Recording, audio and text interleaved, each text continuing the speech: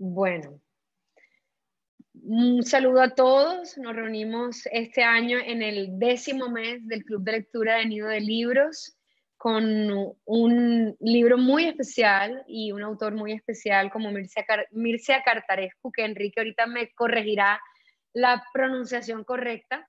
Y tenemos como invitado muy especial a su editor en español, Enrique Redel, que nos acompaña del sello Impedimenta, que nos acompaña desde España, desde su casa, trasnochando hoy por nosotros, y que amablemente ha cedido este espacio para compartir con el Club de Lectura de Nido de Libros. Bienvenido, Enrique.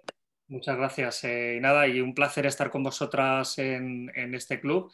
Y bueno, ahora os comentaré un poco sobre Cartarescu, que lo dices muy bien, Mircea Cartarescu, está todo perfecto. Bueno. Así que nada, adelante. Vale, vale.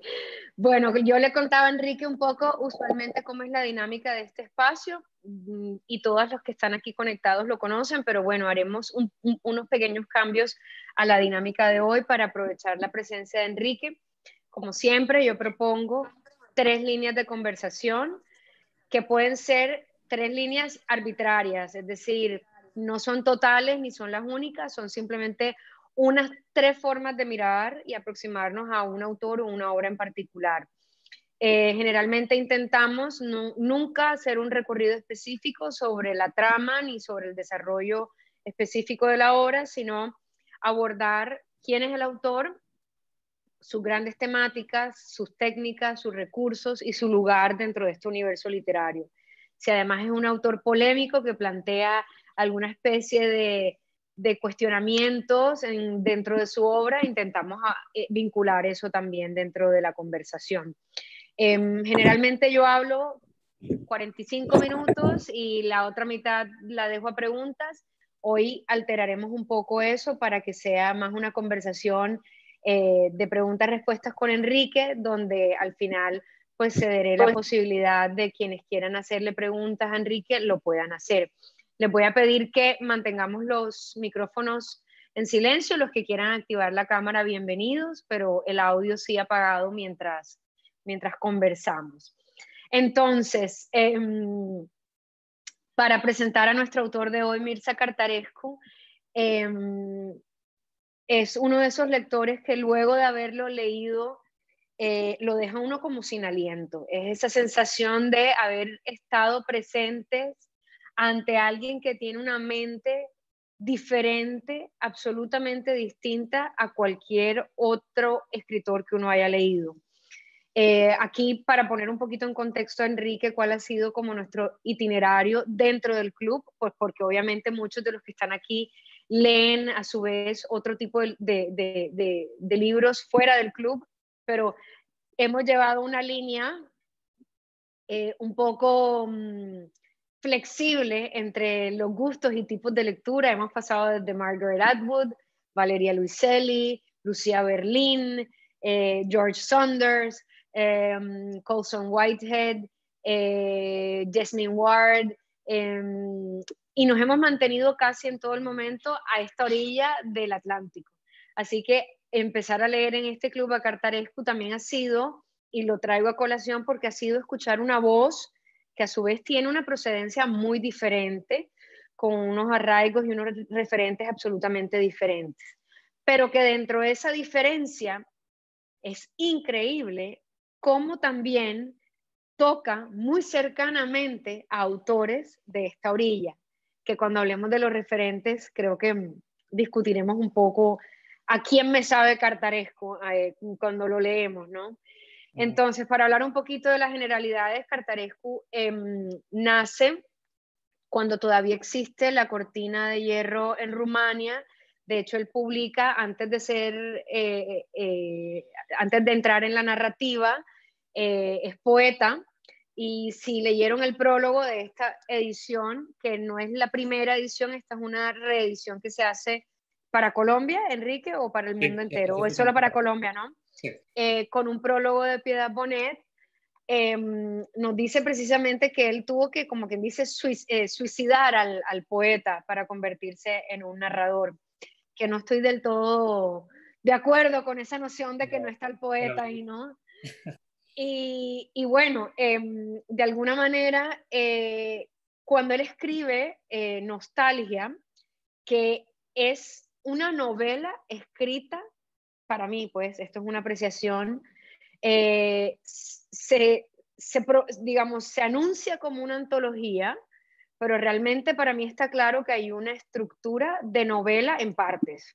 A pesar de que no todos los cuentos hacen parte de una misma, digamos, línea narrativa o de unos mismos personajes, el mundo cartaresco está contemplado de tapa a tapa entre, entre los diferentes cuentos y relatos. Eh, Así que cuando él escribe Nostalgia, en 1989 la publica, no sé si en ese es el año en el que la termina de escribir, no sé, eso nos dirá Enrique cuánto tiempo demora cocinando Nostalgia, pero cuando la publica coincide con la caída de la cortina de hierro.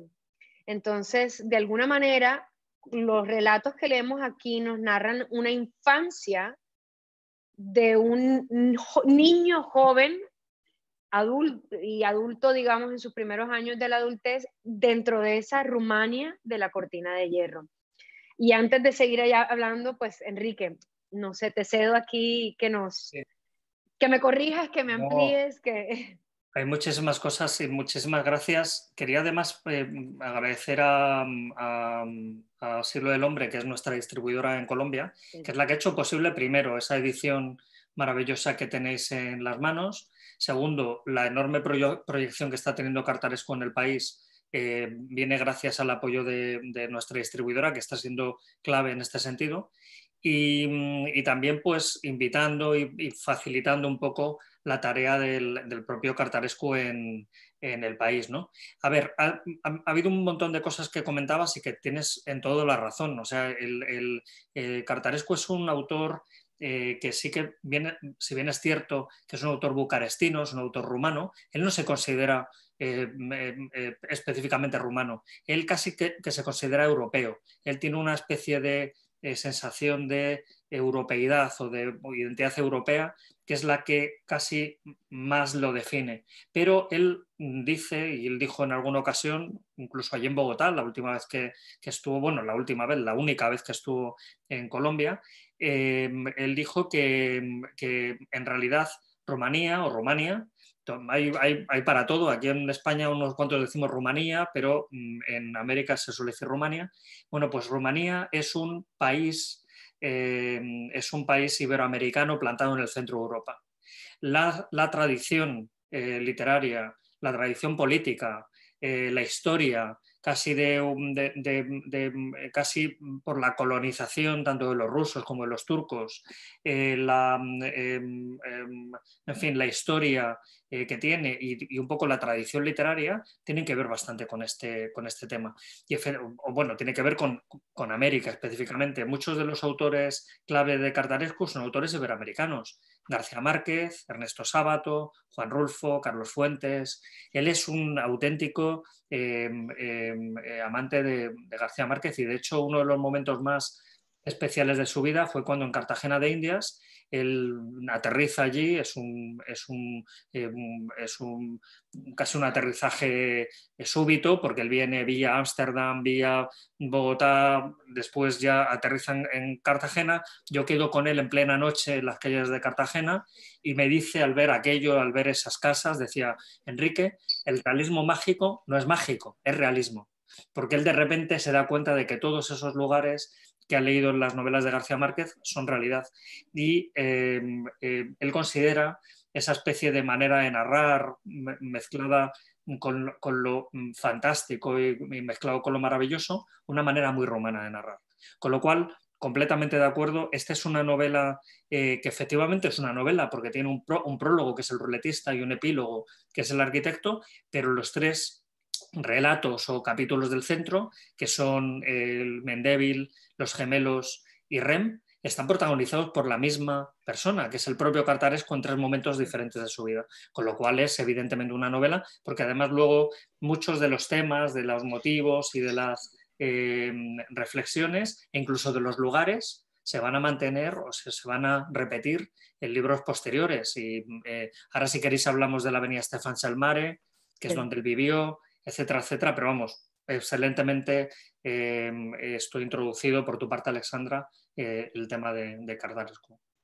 Bueno, otra cosa, Enrique, que yo quería de alguna forma, antes de entrar ya en materia Cartarescu, es que de alguna forma, comparándolo con, digamos, la trayectoria que hemos llevado en el club, porque me voy a centrar básicamente en lo que hemos leído dentro del club, es una voz que se distingue por ser tal vez la más, ¿cuál sería la palabra?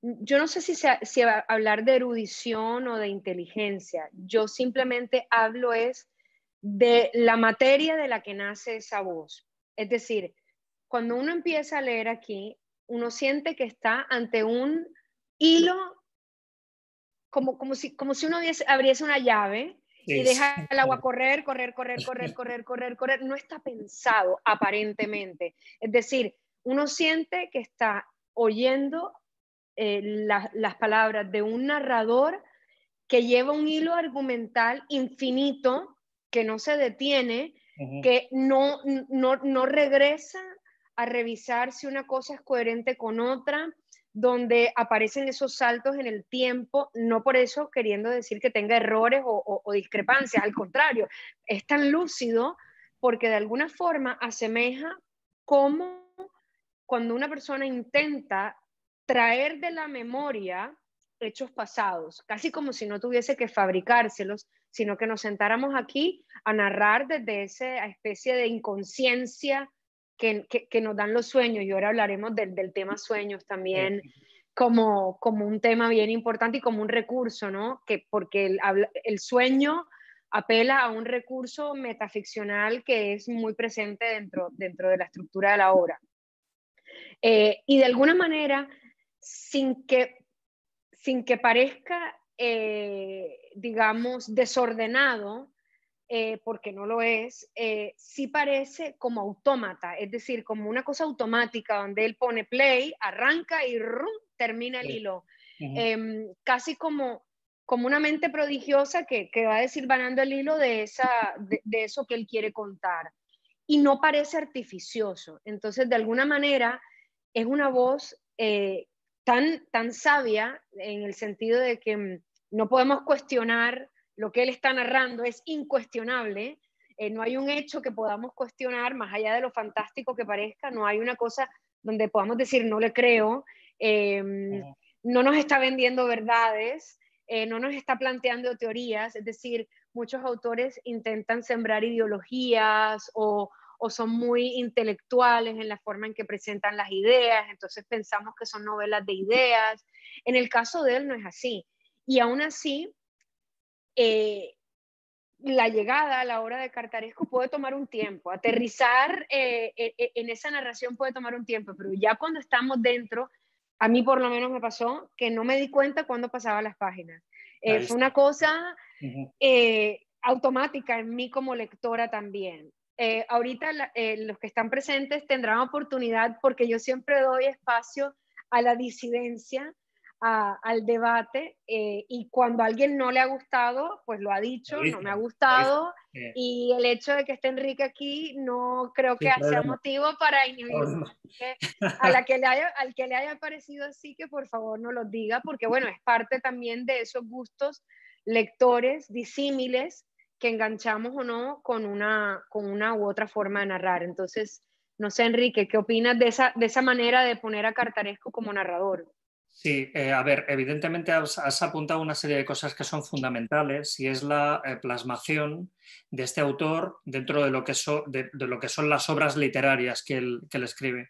A ver, Cartarescu es eminentemente un narrador puro. O sea, quiero decir, es un escritor, diría yo, un creador puro. Es una persona cuyo convencimiento es de que lo único importante que pasa en el mundo es lo que pasa en el centro de su mente, en el interior de su cabeza. El resto de las cosas que ocurren en el mundo yo que lo conozco y que llevo 10 años trabajando con él y acompañándole en viajes y hablando con él muchísimo, hablamos muchísimo, tenemos mucha relación por correo electrónico y por teléfono, y estoy convencido de que no le importan mucho. La base de Cartarescu es una especie de discurso mental purísimo que él plasma sin planear en unos cuadernos que él va guardando y que él va haciendo que conformen su obra. Todos los días Cartarescu escribe un diario que es la base de lo que él luego termina narrando en sus libros de narrativa o en sus libros de poesía. Todas las noches Cartarescu, cuando sueña, anota sus sueños. Para él los sueños no se diferencian de la vida cuando estamos despiertos, ¿no? Para él los sueños son una misma materia que la realidad. 2-3 horas al día, cuando él está escribiendo, se sienta ante estos cuadernos, lee las últimas frases que ha escrito el día anterior y empieza a escribir, sin preocuparse de nada más. Sigue esa historia que le está marcando su propia conciencia, su propia manera de narrar. A las 2 horas termina de escribir, deja el cuaderno, lo cierra y se dedica a hacer otra cosa. El método compositivo de Cartarescu consiste en no tachar ni una sola palabra. Él nunca ha editado ninguno de sus libros. No hay ni una sola corrección en sus cuadernos. Yo he visto sus cuadernos en Bucarest, en su casa de Bucarest, y están impolutos. Él escribe con una letra minúscula, casi como de insecto, en estos larguísimos cuadernos que va apilando y los mete en un armario. Él dijo en varias ocasiones que los auténticos narradores son aquellos que no se deben a un lector, no se deben a un público. E incluso como que se arrepienten de tener que hacer promoción, tener que editar libros, tener que buscar un agente, tener que cobrar derechos de autor. Lo principal de un escritor es escribir. Y él compara su método compositivo con la manera en que las termitas van creando un nido totalmente coherente en el que no se pierden y que es absolutamente intuitivo. Él no planea nunca qué es lo que va a escribir al día siguiente, él no sabe lo que va a escribir al día siguiente, él se sienta y deja correr su mente. Eso hace que las cosas que le escriben sean totalmente puras, totalmente irrepetibles. Todo lo que leemos de Cartarescu es producto de la mente de Cartarescu, no es copia ni homenaje, no es nada más que la mente de Cartarescu. Él, durante años de su vida, cuando él era pequeño, él era un tipo muy solitario. No tenía amigos, pasó incluso por una época en la que él creía que se iba a suicidar, de lo infeliz que era porque no conocía a nadie, no tenía amigos. Él vivía en una pequeña habitación en un bloque gris de la avenida Stefan Cel Mare, en Bucarest, que es una avenida como estas avenidas comunistas que nos imaginamos, llenas de bloques. Y para él el mundo era lo que se veía por la triple ventana panorámica de su habitación. Él veía los atardeceres, los amaneceres, él se imaginaba cosas, se imaginaba que Bucarest se caía, imaginaba y soñaba ruinas, grandes espacios subterráneos. Y eso es lo que es Cartarescu. Aún hoy, Cartarescu, que vive en una zona residencial de Bucarest, sigue viviendo en ese apartamento de Stefan Cel Mare. Con lo cual, evidentemente es irrepetible lo que hace él, igual que lo que hace Kafka, igual que lo que hace Thomas Mann, igual que lo que hace Joyce o igual que lo que hace Proust. Son irrepetibles. Yo quería compartir eso que dices, me hizo pensar en una cosa. Si nadie puede escribir como Cartarescu, o por lo menos esa es mi hipótesis, pero sí, creo que es muy real. Nadie puede escribir igual a nadie, pero hay, digamos, estilos mucho más fáciles de imitar. Creo que el de Cartarescu sería muy difícil de imitar porque es producto de esto que hablamos. Y de alguna manera, digamos, me voy a saltar en el tiempo al Cartarescu de hoy, donde se menciona tan frecuentemente que es un posible futuro ganador del premio Nobel. Sí. Así no lo vaya a hacer o así no lo ceden las cosas, el solo hecho de entrar en ese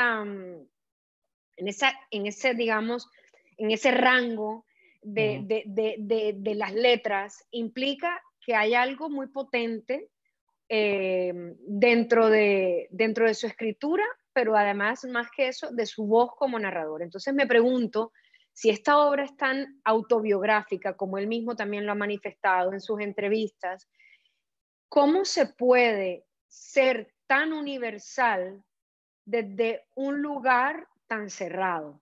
Es decir, muchas veces los premios Nobel o los grandes escritores, no hablemos propiamente del Nobel, sino estas grandes novelas, o retratan batallas humanas que se han luchado históricamente, problemas que aquejan a la mitad de la humanidad, pero aquí estamos ante un pequeño joven que podría ser el bicho de Kafka, al que él tanto alude, ese bicho que se metamorfosea y él lo hace de alguna forma como un bicho narrador, por ejemplo, en el caso de Rem, como este gemelo transvestido en Los Gemelos, como el niño en el Mendevil, como el ruletista en el escritor Maduro, bueno, en fin, todas estas cosas en las que él narra desde un punto muy particular que pareciera ser ese mundo que habita en su cráneo y aún así ser tan universal.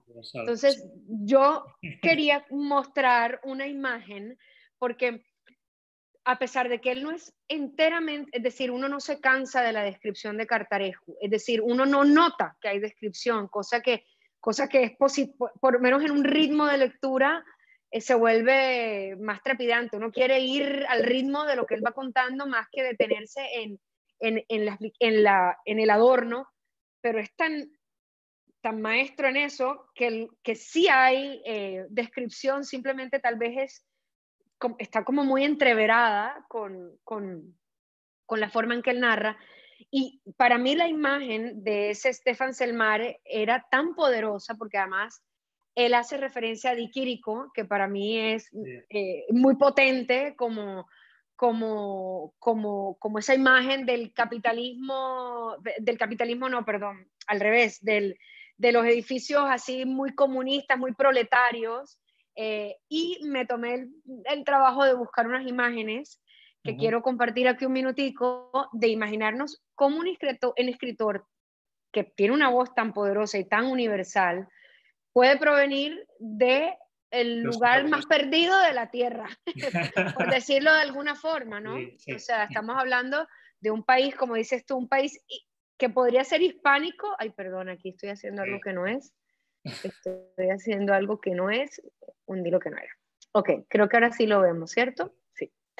¿Cómo puede ser un escritor tan universal en un país que digamos que lo consideramos nosotros, por lo menos de este lado del Atlántico, tan distante, pero que tiene como unos hilos que nos unen? Entonces aquí quería mostrar, no son precisamente estos los hilos a los que voy a hacer referencia, quería como situarnos en cómo es la Bucarest en la que nace Cartarescu, y estas son imágenes de la década, de finales de la década de los 50, que es cuando él nace, creo que para esta fecha, Sí, de hecho, sí. Y por lo menos lo que en mi imaginario tiene Rumania es que es como este especie de país en medio de un gran valle donde todo es, proviene como de una cultura, de una mitología un poco oscura, fatídica, donde todo tiene como un sino trágico, bueno, asociada también a los rom, a los gitanos, un país que se quedó anclado en el tiempo porque demoró mucho en superar al comunismo, pero a la vez un país que tiene tanta digamos, tanta historia milenaria que nos es ajena a nosotros de este lado, no por ello que no exista. Ahora, busqué aquí unas imágenes de cómo es ese barrio, esta calle, este es su barrio. Sí. Fueron, Justamente, es que él cuenta cómo construyeron este barrio. Es así, claro. Sí, es cierto. Sí, te he interrumpido. No, para nada, adelante. Estas imágenes son actuales, Sí. pero reflejan estos edificios que fueron construidos en los 60 y los 70 y fácilmente uno de estos podría ser el de nuestro narrador, que es Cartaresco, ¿no? Ujú. Eh, y lo que decías ahorita, Enrique, o sea, cómo de una pequeña ventanita se aprende, no de conocer, sino de aprender, de asir el mundo, como desde una Ujú. ventanita mi mente es la máquina que me permite a mí eh, reproducir el mundo, ¿no? Y a mí me parece esto impresionante porque derrumba un poco el mito de esos escritores que tienen que ser, a ver, no con eso voy a decir que él no lo sea, pero ese escritor cosmopolita o ese escritor investigador, ese escritor que tiene que saberlo Ujú. todo, que tiene que haberlo leído todo, que tiene un conocimiento mundial y digamos que él lo es. De hecho, a mí me sorprende muchísimo, especialmente en la escena de los gemelos, cuando él hace ese recorrido por el museo, que me Sí. pareció, si quieres ahorita podemos hablar en especial de ese cuento, Ujú. me parece de una erudición y de una sapiencia del orden, digamos, de la génesis del mundo, que bueno, o sea, no quiere decir que él no sea un conocedor, pero su conocimiento puede provenir de ese lugar propio y eso le da como una autenticidad a la escritura que me parece que en ningún momento uno siente que por más que sea fantasioso todo lo que leemos aquí, porque yo tampoco estoy de acuerdo, yo por lo personal, que no soy experta, simplemente es una opinión, no me gustaría encasillarlo como el realismo mágico, lo siento absolutamente No, mucho diferente, más, es diferente. Sí. sí, me parece que es más fantasioso pero más por su carácter onírico, es más Ujú. fantasioso, Sin duda, sin duda. pero no lo puedo, o sea, no hay nada que le pueda yo contestar a eso, no hay nada que yo pueda poner en duda. Para Ujú. mí es auténtico ese lugar desde el que Cartaresco narra. Ujú. Sí, es Aquí, cierto, sí, sí, no, no, te he interrumpido. no, te cedo la palabra. Ah, ok, magnífico. Sí, no, a ver, es sorprendente porque, a ver, el Cartarescu es un autor que durante, como he comentado antes, durante muchos años se dedicó básicamente a leer sin parar, a leer sin parar. Leyó todo lo que había. Él había leído a todo el mundo. Él decía que con 18 años había leído a todo el mundo. Había leído a Víctor Hugo, había leído, pero cuando además leía a Víctor Hugo, él se creía a Víctor Hugo. Él se creía, cuando él leía a Alejandro Dumas, se creía el Conde de Montecristo. Hay una anécdota además muy curiosa en el ala izquierda que cuenta la historia que parece hecha para el Conde de Montecristo, cuenta la historia de un preso. Son como estas pequeñas parábolas, me permito contarla muy rápidamente. Un preso que está en una mazmorra, aislado del mundo, y el único contacto que tiene es unos golpes que está escuchando en la pared y que, bueno, que le parecen azarosos, y en un momento dado se da cuenta de que esos golpes le están transmitiendo un código. O sea, es decir, esos golpes tienen una determinada cadencia, y entonces él empieza a interpretar esos golpes y los golpes le señalan o le ayudan, le dicen la clave para poder fugarse de esa cárcel. Él se fuga del lugar donde está exitosamente y muchos años después, ya cuando es rico, vuelve a la cárcel sin decir quién es él, ya como una persona, en fin, notable, un político, y quiere visitar la celda donde él estuvo tantísimos años preso. Entonces le pregunta al alcaide de la cárcel que qué es lo que hay al otro lado o sea, o quién está, qué persona estaba allí, porque él quiere saber quién ha sido su salvador. Entonces le dice al alcaide que allí no hay nada, que allí está el mar simplemente, que el mar golpea una y otra vez, ¿no? Bueno, estas pequeñas parábolas son puro Alejandro Dumas. Es decir, él tiene a Alejandro Dumas dentro y es capaz de escribir algo así. Con lo cual, en un pequeño apartamento de Bucarest o incluso en una casa donde no hay calefacción en Ámsterdam, que es donde escribió casi toda la trilogía Cegador, donde además se hizo muy amigo de Olga Tokarczuk, eran muy amigos, se hicieron muy amigos en aquella época, eran pobres como ratas los dos, se prestaban para comer y en esos pequeños apartamentos donde él vivía miserablemente dando clases en la universidad o en el apartamento donde él vivió en Bucarest con su primera mujer y donde escribía tecleando con la mano derecha en su máquina de escribir el Levante, mientras con la mano izquierda acunaba a su hija, al final él hablaba en ese levante de mares absolutamente tempestuosos, de cúpulas orientales increíbles, de abordajes, de hechos mágicos. Es decir, no hace falta para Cartarescu, y además, quiero decir, en su caso, él lo único que necesita es su cuaderno, una mesa y un poco de tranquilidad para poder escribir. No es necesario muchas veces conocer ni viajar para escribir, porque en los libros está todo al final. Él me lo comentaba, que él, cuando abrieron la biblioteca de su barrio, él leyó todos y cada uno de los libros que había en la biblioteca de su barrio, hasta que no dejó ni uno. ¿Eso es bueno para la salud? Pues probablemente no, eso es una maldición. Probablemente tú eres una persona absolutamente desgraciada, porque eres tú y los libros, y no hay nadie más, tus padres no te entienden, tu madre te cuenta los sueños que tiene por la noche y no tienes amigos. Y poco a poco te vas convirtiendo de ese bicho raro a alguien que reconoce su talento, ¿no? Y él muchas veces, a ver, agradece muchísimo confrontar su talento con el interés de la gente, pero curiosamente yo creo que el verdadero Cartarescu no es ese que nosotros vemos, sino aquel que se sienta 2 horas al día a escribir, ¿no?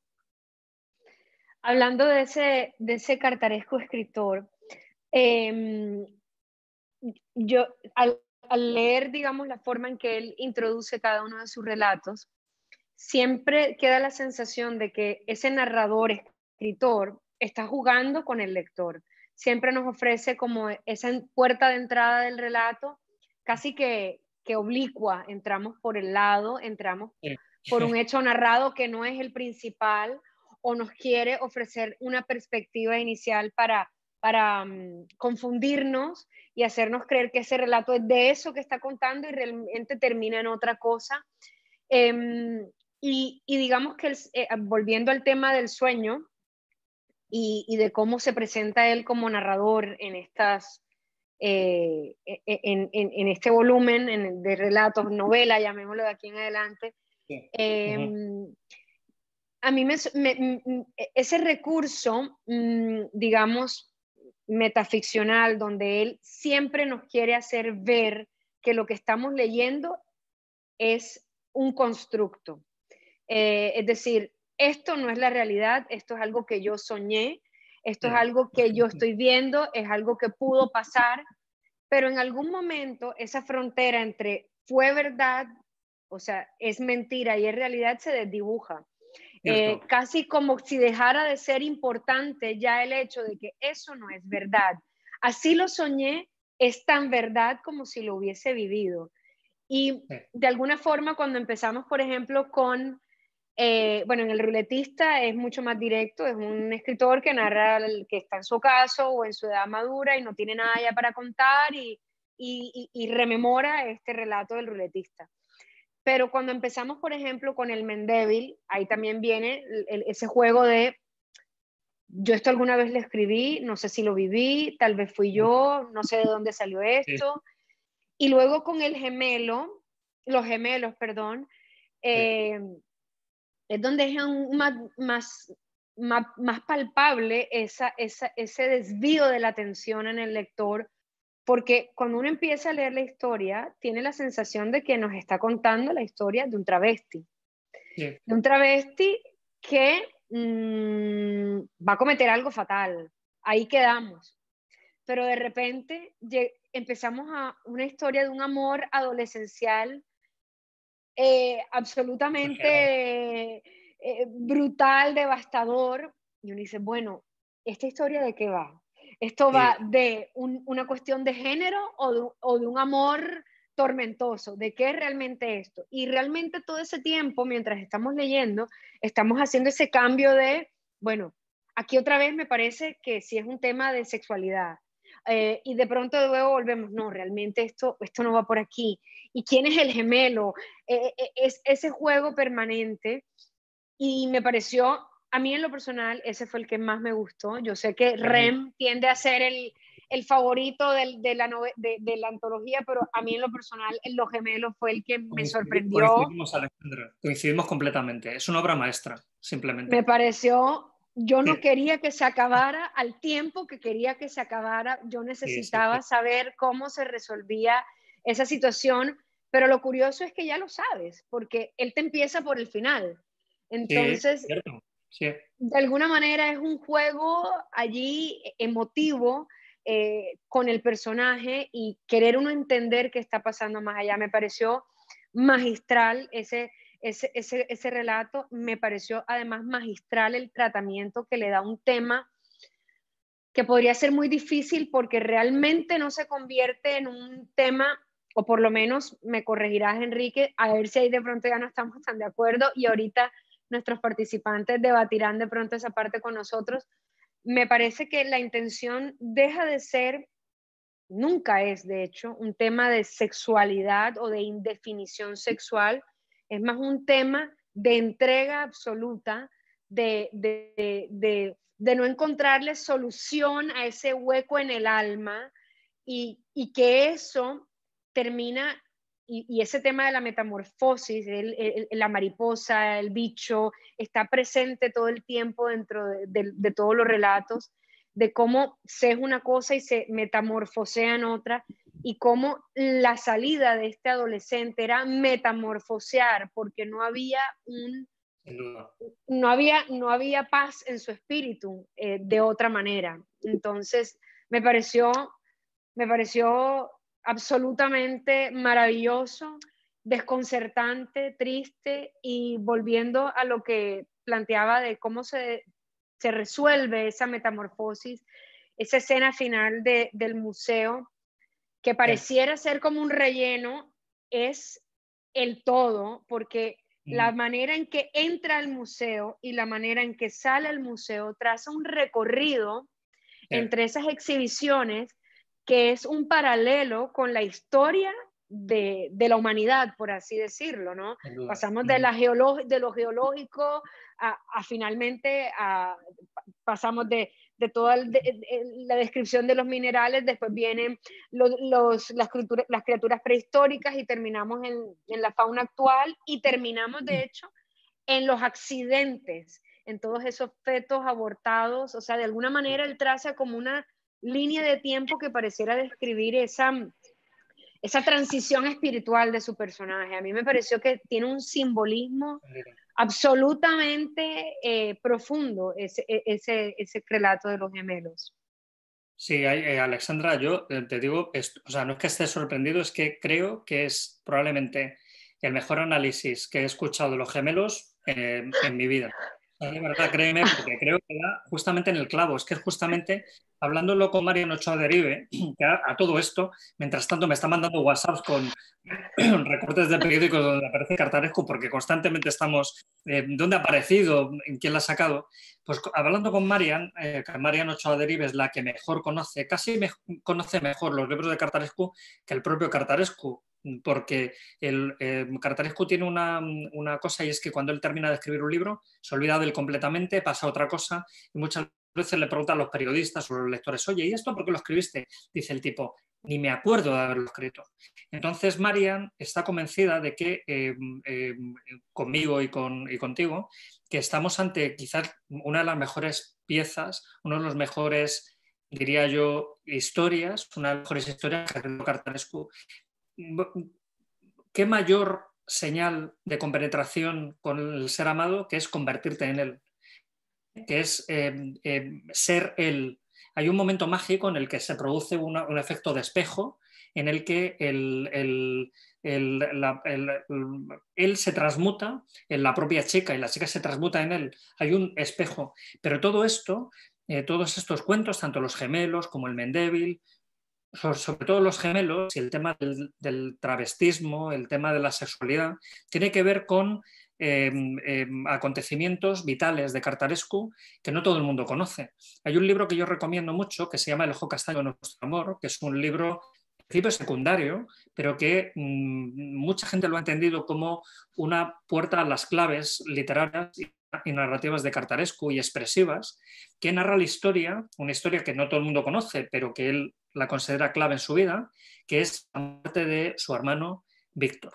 Él cuando nació, a pesar de que en sus novelas no aparezca nunca y de que él tuviera una hermana que tampoco aparece nunca, él cuando nació con un gemelo que era un gemelo espejo. Esto es, tenía el corazón a la derecha, el hígado a la izquierda, era un espejo del mismo. Entonces, con 3 años, ambos tuvieron una neumonía y les llevaron al hospital. El niño, Víctor, murió y el cadáver no le fue enseñado a la madre. Con lo cual, Cartarescu piensa que en algún sitio del mundo hay un Víctor, porque cree que es un niño robado, y un Víctor, un anti-Mircha, que es su reflejo y que algún día se encontrará con él. De hecho, Solenoide se basa en esa premisa, en un escritor fracasado que en un momento dado podía haber sido un escritor de éxito. En algún momento se bifurcan. ¿Cuándo se bifurcan? En la infancia que tienen ambos es la misma. En el caso de los gemelos, en el caso de el Mendeville, la infancia que se narra es la infancia del verdadero Cartarescu. Cuando él era pequeño, hasta los 5 años, la madre lo vestía de niña. Y eso le marcó profundamente. Le hace pensar que dentro de cada uno de nosotros hay una hermana secreta que tenemos allí oculta. Entonces él no tiene muy claro si dentro de él es un hombre o una mujer o qué es. Le da lo mismo, él sabe que dentro de él está su hermano y está su hermana. Hay una mujer metida dentro de él. Y por eso su siguiente novela, la que escribió después de Nostalgia, se llama Travesti, que nosotros la publicamos muy equivocadamente, aquí en torno el mea culpa como editor, muy equivocadamente la tradujimos como Lulu, pero se tenía que haber llamado Travesti, que es como se titula en rumano, y que de hecho sacamos ahora en enero, febrero. Yo llegaré a Colombia en breve, en cuanto hagamos el siguiente embarque, una vez empiece el año, de la adaptación al cómic de esta novela Travesti por Edmond Baudouin, que es un novelista gráfico francés excepcional. Con lo cual, ese recorrido por la historia del mundo, que es a la vez la historia de Bucarest, porque es el museo, de Historia Natural de Bucarest. Sí. Ese recorrido también un poco por las eras, por la vida entera. Esa transmutación que al final se culmina con un acto sexual en el que él se transmuta en la mujer amada, que es una mujer además huidiza. Cuando sale de allí, no vamos a añadir, o sea, no vamos a desvelar nada, el final ya del relato, se produce un hecho casi cataclísmico, que es donde efectivamente se cierra el círculo del relato. Hay que decir, además, que es muy curioso, que ninguno de estos relatos estaban hechos para ser publicados, ninguno de ellos. Él los escribía para leérselo a los amigos en voz alta, en un momento en el que estaba prohibido escribir cosas así. De hecho, antes tú comentabas que este libro se publicó en el año 89 y justamente cuando estaba cayendo el telón de acero. Pero curiosamente hay que decir que cuando se publicó sin el primer relato completista, porque estaba censurado, fue un libro censurado. Con lo cual, este es un libro que él no quería publicar, le daban lo mismo publicarlo. Y eso casi causa más sorpresa, porque algo que no quiere ser publicado es tan absolutamente descomunal. O sea, él no lo escribía para que nadie lo leyese, lo escribía para que los amigos escuchasen una historia. Entonces, bueno, ya si juntamos todos estos elementos, nos damos cuenta de que estamos ante uno de los libros más puros. El País, por ejemplo, aquí en España, lo colocó como uno de los mejores libros del siglo XX. Yo creo que es casi, con Solenoide, la mejor obra de Cartarescu. Y estoy poniéndolo incluso por encima de la trilogía Cegador, que se supone que es su gran obra maestra, pero en Nostalgia está todo Cartarescu, todo entero. Yo estaba releyendo estos días El Cuerpo, y El Cuerpo es básicamente una larguísima novela en la que ampliamos el Mendeville. Es así de claro. Entonces, bueno, creo que tu análisis es absolutamente certero. Yo me alegro además de encontrar un alma gemela que piense que Los Gemelos es también una obra maestra, porque todo el mundo habla de Rem y a mí Rem me gustó, Sí. pero para mí Los Gemelos me pareció descomunal. Sí, Vale. sí, me pareció sí, reluce dentro dentro de la antología, dentro de la novela, para no seguirlo llamando así. Bueno, ahora hay otro tema que yo sé que es recurrente y se convierte casi que como en un lugar común cuando alguien quiere describir a la obra de Cartarescu, y es el sueño o los sueños. Y digamos que a mí me gustaría que, más allá de hablar del sueño, hablemos también de la nostalgia, porque de alguna manera estos sueños, o por lo menos los que están aquí presentes dentro de Nostalgia, dentro de esta novela, no son sueños sobre el futuro, no son sueños donde él se proyecta, son siempre, o sea, todo parece ser como una rememoración de una etapa pasada, y de alguna manera en el Mendeville lo que hablamos es de una infancia, una etapa en la infancia donde este otro personaje, el Mendeville, simplemente se convierte como en un personaje que nos habla de, o sea, lo han comparado como con una presencia mesiánica, a la que nadie salvó, a la que nadie le prestó atención, y él en su edad adulta ya lamenta un poco lo que ocurrió con el Mendeville.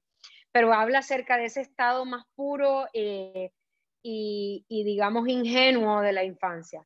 Luego en Los Gemelos ya hablamos de esa adolescencia, de la sexualidad, del amor, de esta parte. Y en REM, a través de Nana, del personaje principal, nos lleva a su infancia también, pero ya vista más como en un deseo de manipular los sueños, de manipular el estado consciente, del que ella no se ha podido desprender aún en su edad adulta, y cómo esos sueños de la infancia se convirtieron en el núcleo de quien es ella en su edad madura, por así decirlo. Pero digamos que si el sueño se convierte como en ese recurso narrativo o en ese escenario donde él sitúa los hechos, a mí me queda más una sensación de nostalgia. Digamos que para mí la sensación permanente es de algo perdido, de esa evocación de algo que se fue, que se fumó, que no pude hacer. Y mientras iba leyendo, me recordé un poco este ensayo, es de George Steiner, y se llama 10 posibles razones para la tristeza del pensamiento. Y qué tanto tiene que ver con Cartarescu, no sé, pero de alguna manera me hace pensar que lo que dice Steiner aquí es que la melancolía es un estado deseable, porque la melancolía refleja ese permanente estado, digamos, él da 10 razones, no las voy a decir aquí, pero de alguna manera el resumen es que la melancolía nace de esa búsqueda perpetua del hombre por preguntas que no tienen respuesta, porque estamos aquí, de dónde venimos, cuál es nuestro propósito de vida, y de pensar sobre el pensamiento. Entonces, eso nos produce melancolía, esa profunda melancolía, ese fuera de lugar, pero que ese es el motor para pensar. Si estuviéramos en estado permanente de euforia y excitación, eso no nos permitiría pensar, ¿no? Y de alguna manera siento que en Cartarescu está un poco presente eso, ¿no? Esa eterna melancolía se convierte como en un motor o en una causa de esa indagación casi metafísica a la que él llega, de cuál es el significado de la infancia, por qué estoy en el mundo, por qué los sueños son más conscientes, soy más consciente en los sueños, cómo los puedo manipular, por qué quiero soñar, por qué los quiero documentar. Es como si a través de los sueños él quisiera darle una explicación a su existencia. Claro. No sé, ¿qué piensas de eso, Enrique? No, es sorprendente de verdad, o sea, el análisis que estás haciendo a mí me alegro mucho de que lo estemos grabando, porque quiero decir, no, es cierto, o sea, quiero decir, el análisis es absolutamente acertado, ¿no? A ver, este libro se llama Nostalgia porque parte de un inmenso dolor, de un dolor de la pérdida de lo que ya nunca será, que es una infancia que no fue feliz, que fue tortuosa, que fue torturada, que fue incluso tempestuosa, pero que será irrepetible porque es la que a él le conformó y la hace o la ha hecho ser quien es. El verano que se narra en el Mendeville, que es el verano del año 64, que es cuando él tenía 8 años, es el verano más importante de su vida, es el verano en el que se plasmó todo lo que es él. Y la recurrencia a los recuerdos, al propio sueño, así como casi testigo de un tiempo pasado, y también de aquello que está dentro de nosotros hasta el punto de que nos conforma y nos explica más que lo que somos en vigilia, son tanto el pasado como la memoria, como el sueño, son las patas en las que se sustenta la narrativa y la poesía de Cartarescu. Antes dijiste además al principio en la introducción lo de la idea de que suicidó un poeta para poder seguir para poder ser un narrador. Se dan dos circunstancias. Primero, que él dice que él nunca ha dejado de escribir poesía, que él de hecho todo lo que escribe es poesía. Él define la poesía no como unos versos en un papel, ni como una estrofa, sino como aquella plasmación de la belleza que es inefable, que no se puede expresar de otra manera. Él dice que hay más poesía en el baile de un niño o en la risa de un viejo que en larguísimos sonetos, bueno, sonetos no son larguísimos, porque tienen 14 versos, o sea, en larguísimos cantares épicos que básicamente no sirven para nada más que para hacer formalidad, ¿no? Él intenta en cada uno de sus libros plasmar esa especie de sentimiento inexpresable que está, y trágico, que está detrás de todas las acciones humanas. Para él los sueños no son además un elemento accesorio. Antes comentabas también que en sus narraciones de repente te encuentras en un sitio que no sabes cómo has llegado a él. Él dice siempre, y eso se puede ver en Nostalgia menos, porque son como cuentos o partes o capítulos mucho más compactos, pero si cualquiera lee sus grandes, o sea, si uno lee cualquiera de sus novelas como Solenoide o como las novelas de la trilogía Cegador, siempre empiezan con hechos muy triviales. O sea, Solenoide empieza diciendo otra vez pille piojos, ¿no? Y bueno, y estoy de profesor y me baño y tiro de un hilito que me sale del ombligo y de repente es un trozo de cuerda que me sacaron del cordón umbilical. Hay que decir que todo esto es cierto. O sea, él me enseñó el cordel que sacó del ombligo y de repente es como en una pista de despegue de un avión, hay que rodar y de repente la novela o la narración despega. En el caso de Cartarescu normalmente despega gracias al elemento onírico. En Solenoide, por ejemplo, él dice que salía después de aburrirse muchísimo en su casa y de haber ido al dentista y de aburrirse muchísimo y de haber ido al practicante, salía a la calle y se colaba dentro de las casas de la gente y observaba cómo vivían. Dice, bueno, esto es mentira, ¿no? Esto no puede ser. ¿Sabes que en realidad te está contando algo de tono onírico? Los sueños sirven para reconciliarse con esa especie de mundo interior que nunca será. Este libro evidentemente se llama Nostalgia por eso, porque te está describiendo de una manera absolutamente desatada cosas irrepetibles. Si cualquiera nos diéramos cuenta de que nuestra infancia no va a volver, será la mayor tragedia. Nos autoconvencemos de que los buenos tiempos volverán y es mentira. Los buenos tiempos no van a volver. Nunca jamás van a volver. O sea, nunca volveremos a ser inocentes. Nunca jamás volveremos a jugar de una manera inconsciente. Nunca volveremos a tener estos amigos. Nunca volveremos a tener estas aventuras. Nunca jamás volveremos a confundir la realidad con la ficción como la confundíamos de pequeños. Este es el gran corazón oculto, el Hidden Center que diría esto Codrescu, que es uno de los más grandes críticos romanos.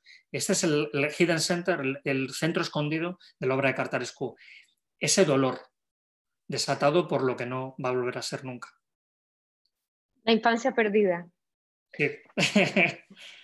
Bueno, yo aquí quería, antes de permitir que te hagan preguntas, yo quería cerrar digamos, esta corta pero sustanciosa abordaje que hemos hecho de nostalgia, porque hablar de toda la obra de Cartarescu aquí creo que necesitaríamos no sé cuántas sesiones, pero por lo menos de nostalgia.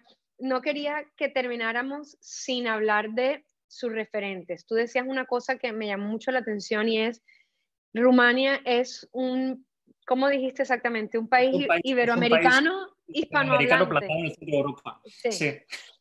Y de alguna forma me sorprendió muchísimo que muchas de las referencias, a Eminescu obviamente, a los poetas romanos, pero también una fuerte referencia, que además es explícita, Sí. a Ah, Cortázar, a Márquez, Borges y a García Márquez. sí, A sí, Márquez, sí. a Pero Márquez, sí. bueno, en mi caso particular, porque yo siempre aclaro cuando hablo desde mis preferencias y desde mi lugar como lectora, para mí Borges y Cortázar, pero en primer lugar Borges, son eh, como un estandarte, digamos, ese escritor que es clase aparte. No estoy diciendo que Mm, sea el mejor, sino tiene como una clasificación distinta a los demás. Y mientras leía Cartarescu, no podía dejar de pensar en esos juegos fantasiosos, laberínticos, en espejo que plantea permanentemente Borges. Ese infinito en el infinito de un niño que se piensa sobre un niño que se piensa y otro más grande, como vemos en el Mendeville, en el sí, mismo REM. ujú, Y recordé muchísimo Los Jardines Circulares sí, ujú, de Borges, de este hombre que además que está siendo escrito mientras escribe, por así ujú, decirlo, y en REM, esa figura del escritor dentro del sueño, que además deposita este token, este papel de este calendario que ujú, transmuta, se pasa de lo inmaterial del sueño a lo material de la vida, me pareció muy borgiano sí. y no, digamos que no me sentí ofendida como lectora de Borges en ese sentido, porque una vez se ofende cuando los escritores intentan imitar a otros, se ve forzado, y aquí me pareció que se desprendía naturalmente de este mundo que Cartaresco había construido, o sea, era obvio que eso pasara, o sea, venía bien dentro de la narración, es, digamos, esa alusión a Borges allí, también él hace referencia a Cortázar, eh, y me llama la atención ese apego a esos escritores latinoamericanos Ujú. por parte de un escritor rumano. ¿Cómo se dan esas cosas? O sea, ¿qué dice Cartarescu de qué pasó allí en esa influencia? Porque para mí Borges es el padre de de los escritos. ¿Cuál sería la palabra? Es que no me gusta usar la palabra intelectual porque eso tiende a sonar un poquito Sí, snob muchas veces, de ideas. pero sí, de Sí, acuerdo y de mundos sí, sí. propios, o sea, casi como de castillos de naipes, de ruinas circulares, utilizando un poco esa referencia allí, pero ¿cómo pasa eso en Cartarescu? ¿Qué engancha allí en su evolución o en sus estudios? Claro, hay que decir que en Rumanía o Rumania, durante la época de Ceausescu, en los años 60 y 70, había una extraordinaria eh, libertad a la hora de leer eh, textos extranjeros. Y había unas excelentes traductores y había unas excelentes editoriales que hacían que cualquier cosa pudiese ser leída. Cartarescu tiene una personalidad muy tortuosa, una personalidad que externa muy sencilla, tú cuando lo ves te parece una persona de lo más normal, afable y amable, pero su manera de pensar es muy tortuosa y muy apegada a una corriente que es la corriente del onirismo, que es también muy rumana. Entonces, yo creo que la propia sensibilidad iberoamericana o latinoamericana, que tiene que ver también con la tradición oral, la mezcla, el mestizaje, porque en realidad Rumanía es un país mestizo entre lo occidental y lo oriental, entre lo turco y lo austríaco. Las colonizaciones, la querencia por las tiranías, que es algo también muy latinoamericano, y esta especie también de herencia bastarda de imperios, ¿no? Yo creo que todo eso se junta para que de repente Cartarescu sea un escritor iberoamericano más. En el caso de Borges es muy curioso porque él dijo en varias ocasiones que todas sus narraciones son grandes muñecas rusas, ¿no? O sea, son enormes muñecas rusas. Una narración dentro de otra narración, dentro de otra narración, que luego se van desenvolviendo. De hecho, la propia trilogía Cegador es una gran cebolla, que se llega al corazón al final del cuerpo y luego se va desbrozando conforme va avanzando la novela del ala derecha, que publicaremos dentro de año y medio. La fascinación de Cartarescu por Borges es tal que en la última Feria del Libro de Buenos Aires, que no pudimos ir, una de las razones por las cuales él quería venir era para conocer la esquina en la que Borges conoció el Zaire, cerca de la antigua Biblioteca Nacional de Buenos Aires. Y yo, cuando me reuní con Alberto Mangel hace también un par de años en Buenos Aires, porque hablamos básicamente de Cartarescu, porque él es un gran fanático de Cartarescu, hablamos justamente de que Cartarescu sería uno de los autores que le gustaría leer a Borges o le gustaría conocer. Con lo cual esa vinculación es clarísima. Él es muy fanático también de Ernesto Sábato, es fanático de Carlos Fuentes, es un grandísimo lector de Roa Bastos, es un grandísimo lector de García Márquez, evidentemente, y quiero decir, él se reconoce casi más en autores de esta sensibilidad que en muchos de sus contemporáneos. Sí, ahí digamos que también me llama mucho la atención de esa conciencia, pues cuando él escribe Nostalgia, tendría entonces menos de 30 años o alrededor de 30. 20 algo, sí, o sea, nació en el 56, en el 89, 23 años, 23 años. 23 años. Y me llama la atención que en todos los relatos, siempre aparece su postura ante el papel del escritor, que me parece un poco arriesgada esa forma en que él lo plantea, y no sé si eso parte un poco de ser un escritor en ciernes, es decir, ese tipo de cosas que se atreven a decir envalentonados los escritores jóvenes, porque él dice un poco cómo, aquí hay una parte en que dice, con qué instrumentos puedes exponer en una página un testimonio puro, libre de la cárcel de las convenciones artísticas. Tengo que asumirlo y tener el valor de reconocerlo de ninguna manera. Y de aquí en adelante, él, a lo largo de toda Nostalgia, hace referencia a cómo se debe escribir sin adorno, a cómo se debe aspirar no a ser el mejor escritor, sino el todo, cómo aspirar a la narración total.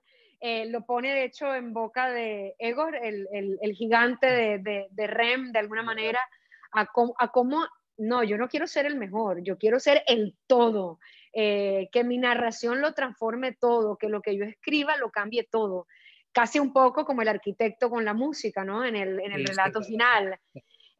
Lo derrumbo todo y yo lo vuelvo a crear nuevamente con mi escritura. Entonces, de alguna forma, esas palabras que utiliza Piedad Bonet para identificarlo en el prólogo, de cómo Cartarescu apuesta contra sí mismo en el sentido que es el todo o el nada, se escribe para todo, se gana todo o se pierde todo, como en el caso del ruletista. Es como un juego casi fatal, o escribo para vivir o escribo para morir, porque si escribo muerto, era con esa conciencia, o lo libera o lo carga más también, ¿no? No sé, es como, me parece como algo dual, un poco ahí en esa aspiración de la escritura, de el todo por el todo, ¿no? Creo que se nos congeló ahí un poquito la... Sí, no, él es un escritor que se lo juega todo por su obra. En algunas, yo espero de verdad que podamos volver pronto a Colombia, para que él está deseando volver. De hecho, se siente tremendamente feliz. Él cuando va por alguna ciudad de Colombia, recupera sensaciones y sonidos y maneras de ser que reconoce de su infancia, y que ya ahora, con esta especie de europeización de la Unión Europea que había en Rumanía, que al final todo se ha convertido en bastante germánico, eso se ha perdido, la vida de la calle, en fin, los corros. En estas fotos que has enseñado, todo el mundo está en la calle. Eso es algo que ya en Rumanía no existe. Bueno, pues él comenta en sus charlas que él es capaz de arriesgar todo por la escritura, y de hecho él habla de algunos escritores secretos no recuerdo, Darger, hay un autor que se llama Darger, que él admira profundamente y que es un tipo bueno, que era un oscuro conserje creo en un museo de Chicago, que él iba a trabajar allí todos los días, nadie sabía a qué se dedicaba y cuando él murió, faltó al trabajo, entraron en su casa, él vivía en una inmensa habitación en la que estaba toda empapelada como con dibujos y como con... en fin, hojas, encontró una novela suya de 35.000 páginas que hablaba de la guerra de las niñas contra los ángeles. Y luego encontraron otra de 50.000 páginas sobre otra cosa totalmente diferente. Él dice que este es el escritor que más admira en el mundo, alguien que escribió solamente para sí mismo. Él es la única medida de su propio talento. A él le importa un pito los lectores, los editores, los agentes. Se debe a los lectores porque en cierto modo se siente agradecido del reconocimiento, pero principalmente si él escribe es para sí mismo. Yo creo que es algo muy importante y que solamente los grandes escritores pueden decir. Bueno, y Enrique, ya para recibir algunas preguntas, cierro con algo muy importante y es tu papel dentro de nuestro conocimiento de Cartarescu. Es decir, gracias a una apuesta por parte de un sello editorial como Impedimenta, un escritor tan potente como este llega a nosotros. Entre el momento en que se publica Nostalgia, me corrige si además hago alguna imprecisión, pero entre el momento en que se publica Nostalgia y que se traduce al español por primera vez, es en el año 2012, gracias a Impedimenta. Es decir, transcurren alrededor de 23 años, sí, exactamente.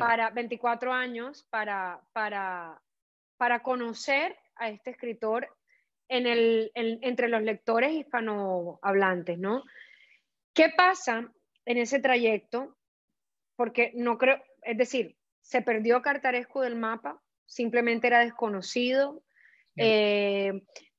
Es un tema de traducción. Ahorita que hablabas de las traducciones, cuando ponías el caso inverso, en Rumania se conseguían muy buenas traducciones de escritores hispanohablantes. De hecho, él hace referencia a Sarita Montiel en una de las... Me llamó muchísimo la atención ver a Sarita Montiel. Yo dije, ¿sería un error de traducción o una nota del traductor? Pero yo dije, no, porque habría una nota al pie. Pero me causó mucha curiosidad de cómo la cultura popular, que fue un tema que no hablamos, también está muy presente dentro de los referentes de Cartarescu. Y de alguna forma, ¿qué pasa? ¿Cómo llega Impedimenta a atreverse? Porque intuyo, tal vez es una mala percepción mía, pero intuyo que es apostarle a una voz diferente, sí, muy diferente. Sí. Que ha podido ir muy mal, ¿no? Ha podido, sí. O sea, ha podido, a veces la aceptación por parte de los lectores es tan incierta, pero que creo que ha sido el acierto, me corregirás, más grande que ha podido tener sí, Impedimenta alguna vez. Sin duda.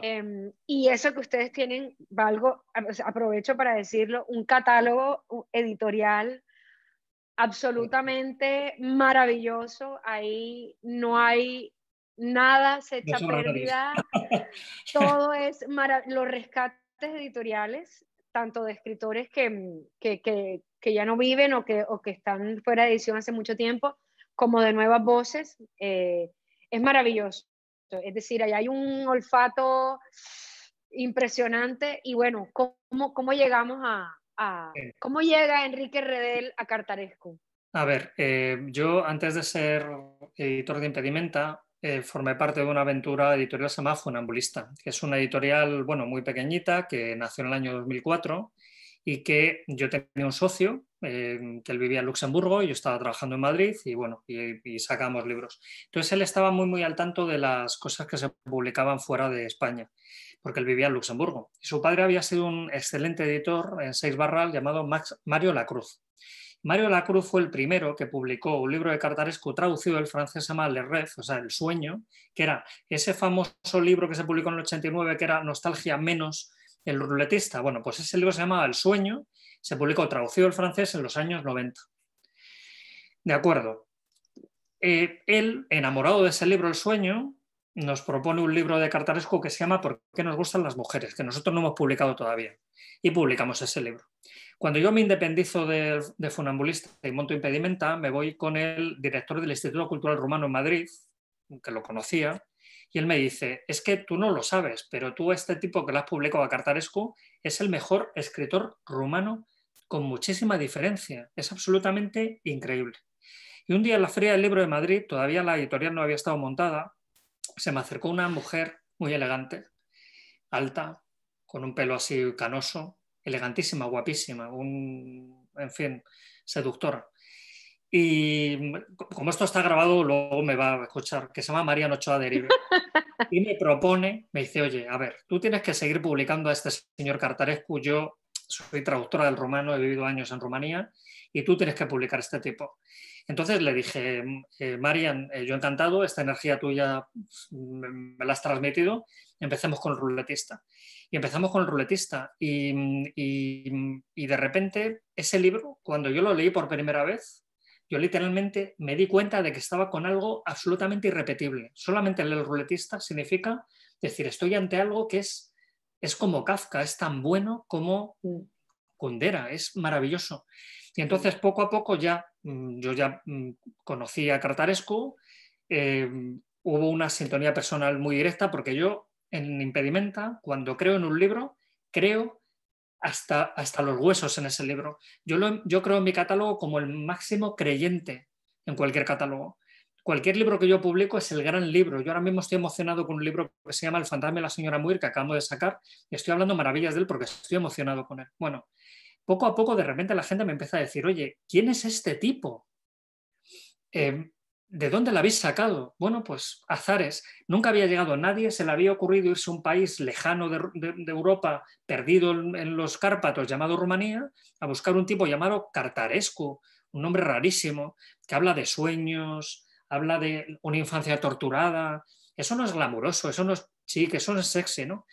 Entonces, bueno, poco a poco lo empezamos a publicar y al principio vendíamos poco, pero rápidamente yo me daba cuenta de que existía una efervescencia tremenda, porque grandes escritores me escribían y me decían, oye, es lo mejor que he leído en años, lo mejor que he leído en años. Y poco a poco hemos ido presentándolo al público, pero puedo decir que ahora mismo la gran ilusión de Mircea Cartarescu es ser leído en América. O sea, para él es como la consagración. Que él le lean en su país le da más o menos igual.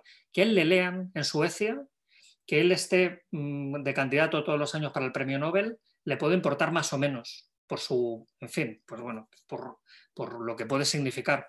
Pero el hecho de enfrentarse o de confrontarse en Ciudad de México o en Bogotá con colas de lectores que duran horas y que le dicen, señor Cartarescu, usted me ha cambiado la vida, como han dicho, por ejemplo, un excelente grupo de colombianos se llama Los Piquetistas, que es casi una especie de club de fans que hay en Colombia con él, le decían, señor Cartarescu, usted me ha cambiado la vida, para él eso es lo importante, verdaderamente, porque de repente el lector latinoamericano ha conectado de manera directa con la narrativa de Cartarescu, porque parece un autor local, parece que está hablando en el propio idioma, ¿no?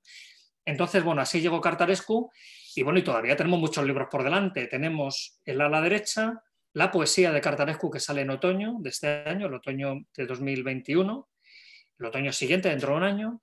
Tenemos la enciclopedia de los dragones, tenemos Melancolía, que es un libro de cuentos que acaba de publicar, y bueno, tenemos muchas cosas todavía, tenemos hasta 2025-2026 ocupado con Cartarescu. Increíble. Bueno, yo te he acaparado todo el tiempo, Enrique, y ya nos queda poco rato y Un par de quisiera preguntillas. saber si alguien tiene algo que quiera preguntarle a Enrique. De verdad que agradecerte enormemente, Enrique, este espacio. Creo que sin tu mediación no es fácil acercarse a una obra tan única, que a primera vista parece compleja, pero ya cuando uno se deja seducir por el mundo cartaresco es casi como deslizarse en ella.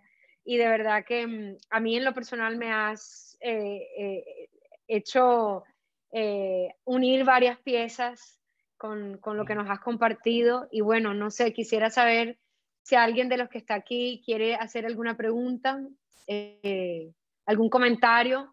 Se vale decir no me gustó. Vale decir no me gustó, ¿eh? Sin Se problema. vale. A ver, nadie más. Hoy no sé, aquí está Angélica. Sí, Adelante, Angélica. hola. O sea, la pregunta, buenas tardes, noches. La pregunta Madrugada que quería casi. hacer fue la última que hiciste, Alex, que era cómo un escritor de estas características había llegado al editor. Y bueno, quedó respondida. Me ubico entre las personas que se sintió tocada desde la primera línea de nostalgia. Impacta demasiado, la primera frase es contundente y bueno, de ahí para adelante lo que viene, ya lo hablaron literariamente, pues creo que no hay más nada que decir. Solo me da curiosidad, me queda la curiosidad de esa relación entre editor y escritor, entre Enrique Redel y este autor, teniendo en cuenta todas estas características de personalidad tan compleja que nos has contado y que obviamente quedan evidentes en su obra. La relación personal es tremendamente cordial y estrecha, y es que en realidad entre un editor y un escritor se crea una relación muy extraña, una relación de dependencia mutua muy sentimental, muy sentimental. O sea, la relación que uno tiene con los escritores, no diría yo que es una relación amorosa, pero es una relación casi como de familiar muy cercano. Alguien a quien quieres mucho, al que entiendes muy bien, y es una relación de mutua dependencia muy fuerte, pero con todos mis autores, ¿eh? O sea, yo cuando tengo un autor, literalmente lo... o sea, quiero decir, hay una relación muy cercana. Yo tengo una anécdota con Elena Poniatowska, con la Premio Cervantes, que le publicó un libro y yo estaba en la Embajada de México cuando era el Premio Cervantes y había tomado varias margaritas y estaba un poco alegre. Entonces me acerqué a ella y le dije, Elena, te quiero mucho, yo te adoro. Entonces ella se quedó así un poco fatal. Entonces luego yo me alejé, estuve allí hablando con otros amigos y se acercó su agente y me dijo, oye, que me ha dicho Elena que también te quiere mucho ella a ti. Entonces yo estuve por llamar a mi mujer y decir, mira, nos divorciamos, esta mujer es rica, ¿eh? Es decir, o sea, se creó una relación muy de dependencia. Y en el caso de Cartaresco es una relación de amistad sincera. Yo cuando hablo con él no hablo de literatura, hablo de su hijo, hablo de su casa. Yo he estado alojado en su casa en Bucarest. Él cuando viene a España y cuando no estamos en presentaciones, charlamos sobre su familia, charlamos sobre mi mujer, sobre Pilar, charlamos sobre cómo se siente, charlamos sobre lo que él entiende de literatura. Es una relación muy estrecha. Es un tipo tremendamente educado, cordial, amable. Pero yo sé que detrás de esa especie de señor amable que yo conozco hay una bestia que es la que se enfrenta con sus peores pesadillas en el papel. Ese es el verdadero Cartarescu. Yo estoy convencido de que el tipo que conozco no es Cartarescu. Es una máscara que le ha colocado ese adolescente atormentado, se ha colocado delante para fingir que es alguien normal. Porque Cartarescu en realidad es el que vemos en sus libros, el resto o el que conocemos y el que habla en las presentaciones y el que responde a las entrevistas, aparte de alguien tremendamente erudito, educado, enciclopédico y cordial, pues aparte de eso hay un Cartarescu oculto que afortunadamente vamos viendo aflorar en sus libros, ¿no? Y ya te digo, la última vez que hablé con él fue la semana pasada, por una cuestión suya personal, que bueno, que hablamos mucho, y, y nos escribimos mucho por correo electrónico, hablamos de vez en cuando, y tengo una excelente relación con su mujer, con Joana Nicolae, con su hijo, con Gabriel, y bueno, yo confío en que en algún momento recapacite. En Rumanía ahora mismo pues está bien, pero hay muchos escritores que le critican pues, porque le tienen envidia. Yo quiero que se vaya a Colombia a vivir. Yo quiero que él sus ganancias las destine a comprarse una casa En Cartagena. en Cartagena. Pero que vaya a Bogotá también. ¿Eh? Que vaya a Bogotá, que es un sitio que le encantó. El mercado, esto María Elvira lo sabrá, el mercado en el que estuvimos con él, es un mercado maravilloso, que es un mercado totalmente caótico, increíble. Estuvimos tomando esto. Le encanta la bandeja paisa. Le encanta la bandeja Increíble. paisa. O sea, Mircea Cartarescu, su plato preferido del mundo, la bandeja paisa. Bueno, Tiene que saber a Colombia sí o sí. Pero seguro que hay algún restaurante donde sirve bandeja paisa en Rumania, porque seguro que lo hay, de que lo Sí, sí, encuentra, lo sí, sí. encuentra. Sí, a ver, no, es que lo que toman ellos para quitarse la resaca después de beber es algo así como el caldo de costilla, es lo mismo. Mm. Y la bandeja paisa, también hay una zona por ahí por Transilvania también que toman algo muy parecido, con lo cual, bueno, ya os digo que son dos países, o sea, Hermanados, Rumanía es un hermanados. país de Latinoamérica colocado en medio de Europa, sin duda. Ahorita que hablabas de tu relación con él, pienso yo que también cabría en este caso un triángulo ahí con quien traduce, ¿no? O Marian, El sí. traductor también se convierte en un, en un personaje muy importante para el escritor, ¿no? En Sí. general, porque es como quien dice, reescribe la obra de alguna forma. No sé qué tanto sepa Cartarescu de español, no sé si Nos lo entiende habla o... perfectamente. Sí, nos Sí, entiende. Ya increíble. después de tantos años no es necesario traducirle las preguntas, sino que entiende lo que se le pregunta y no Qué se bien. atreve a hablar en español, pero hay que entender, hay que saber que al menos en España hay una grandísima comunidad de rumanos. O sea, en España, si no eres español, eres rumano, porque es la siguiente, o sea, quiero decir, es quiero decir, la Grupo colonia. étnico. Ujú. O sea, si no eres español, lo siguiente eres rumano. Y entonces aprenden muy rápido español, para ellos es muy sencillo.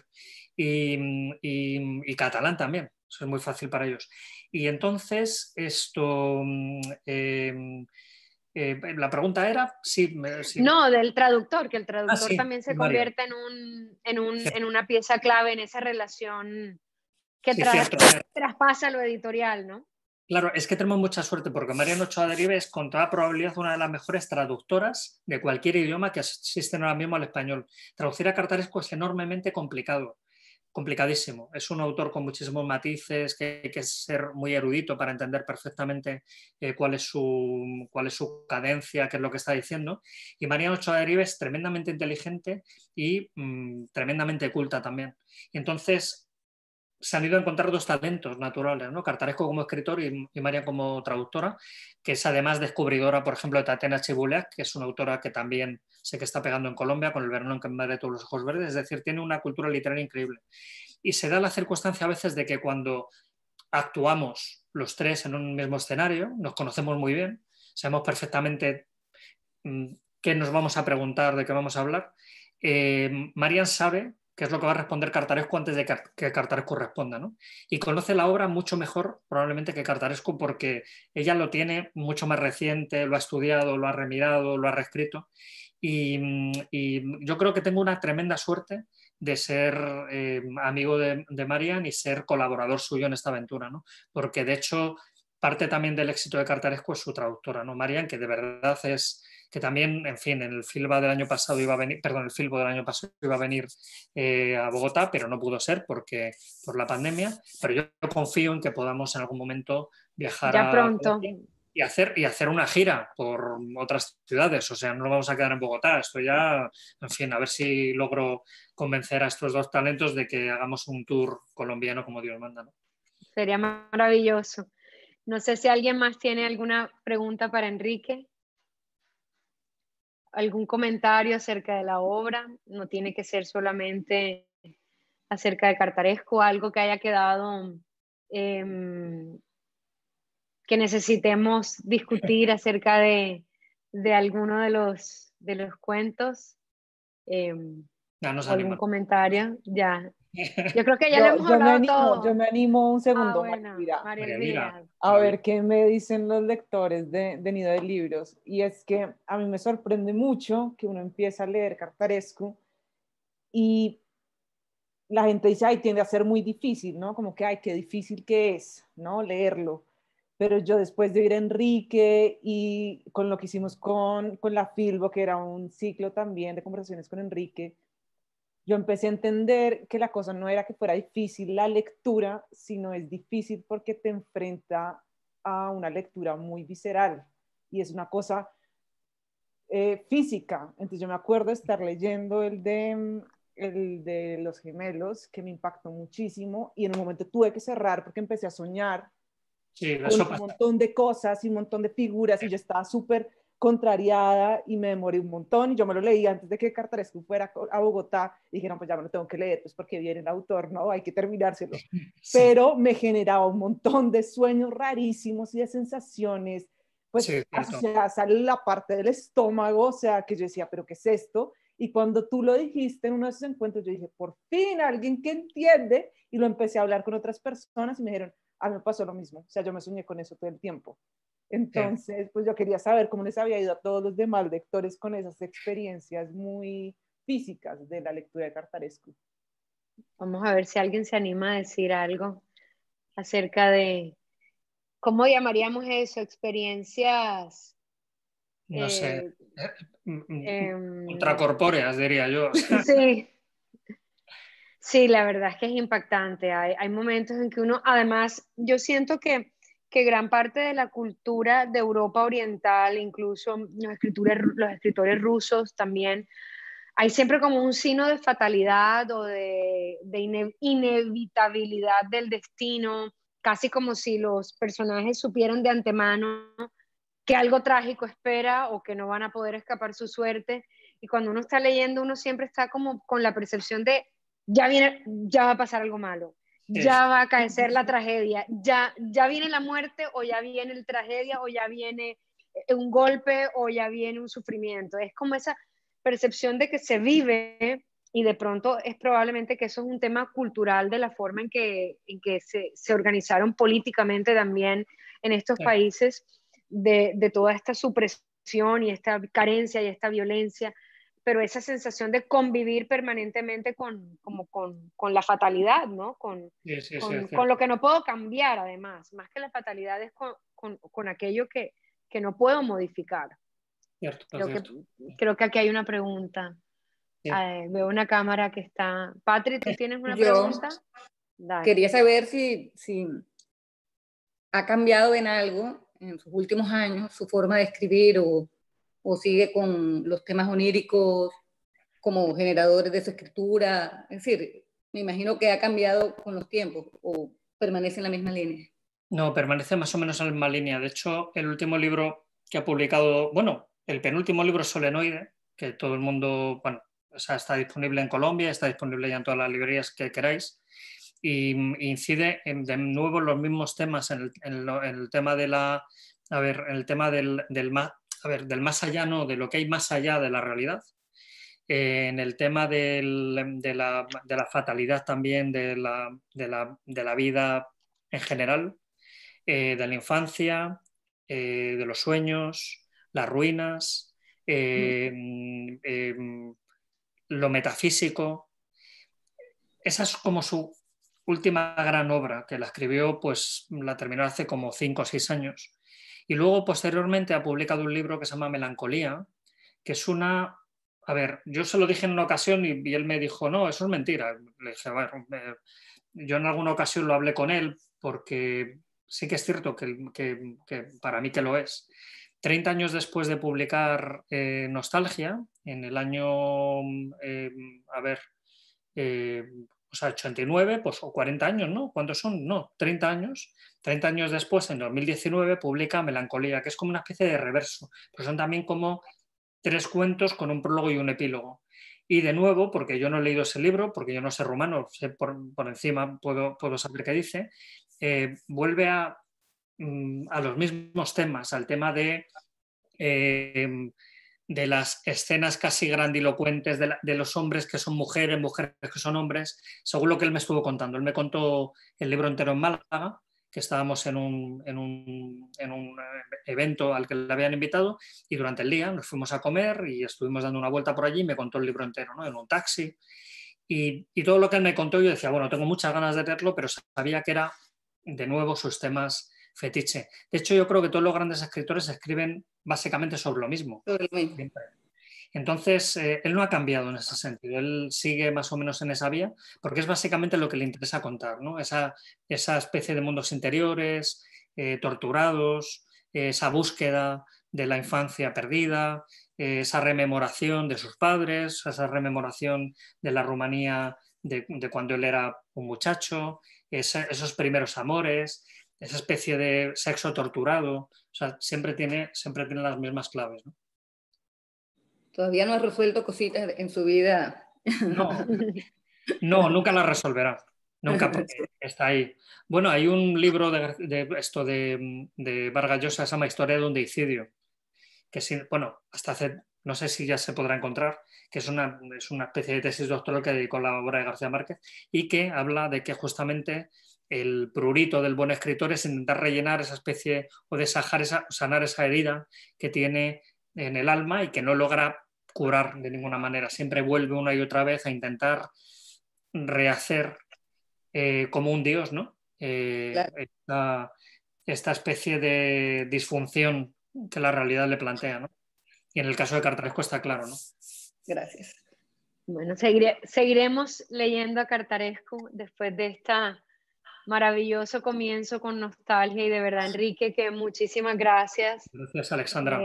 No, a ti de verdad por dedicarnos este espacio, a María Elvira, para los que nos están oyendo, María Elvira Jaramillo, de parte del Siglo del Hombre, ha sido de verdad maravilloso tendernos este puente hacia Enrique, porque digamos que creo que no hay mejor forma de contagiar la lectura que hablando sobre lo que leemos, hablando de los libros, conociendo este detrás de cámaras, de cómo llega el libro hasta nosotros, los lectores, y de verdad que este espacio que gracias a Siglo del Hombre y a Impedimenta hemos podido tener para el Club de Lectura, ha sido un regalo, de verdad maravilloso. Muchísimas gracias. Te lo agradecemos estas horas de trasnocho para conversar con nosotros y bueno, ojalá sigan habiendo oportunidades así como esta. Muchas gracias, Alexandra. Todos los que estéis aquí, menos mal que esto está grabado, puedo decir de verdad que he estado en muchos.